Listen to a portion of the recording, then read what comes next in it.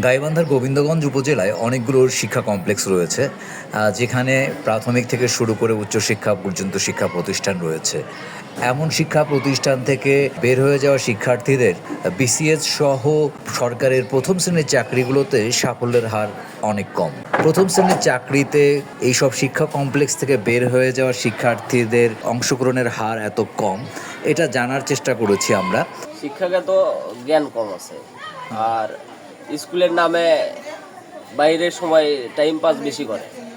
এ কারণেই শিক্ষাগত যোগ্যতা, মানগত, গুণগত দিক থেকে খুব খারাপ অবস্থায় শিক্ষার অবস্থা। আমাদের এই বিশুবাড়ি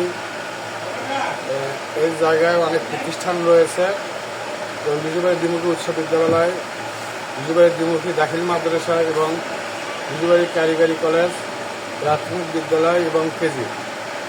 এখানে শিক্ষার মানগত একটু খারাপ, কিন্তু ছাত্রছাত্রী একটু লেখাপড়া অমনোযোগী।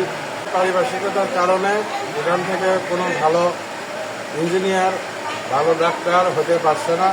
আসলে আমাদের এখানকার অভিভাবকরা তো অসচেতন, তেমন সচেতন নয়, আর গরিব। তাদের বাচ্চা কাচ্চা যেটুকু যাবার সচেতন আছে তারা তো বাচ্চা কাচ্চা এখানে রাখে না, বাইরে রেখে পড়ালেখা করে। আর যেটুক বাচ্চা আমাদের এখানে পড়ে, এর ভিতরে বিগত কয়েক বছর আগের বেশ কিছু বাচ্চা ভালো সফল হয়েছে, ভালোভাবে। একজন হলো কুয়েটের শিক্ষক। আমাদের এলাকার তো শিক্ষিত লোকের পরিমাণ অত্যন্ত বেশি এবং সচেতন লোকই আমাদের এলাকাতে বসবাস করে সবাই, কিন্তু বিষয়টা হচ্ছে মূলত আমাদের এখান থেকে ভালো ছাত্র যেটাই হোক সেগুলো অভিভাবক করে কি বিভিন্ন স্কুল থেকে ট্রেনে বিভিন্ন বাহিরে লেখাপড়া করাচ্ছে।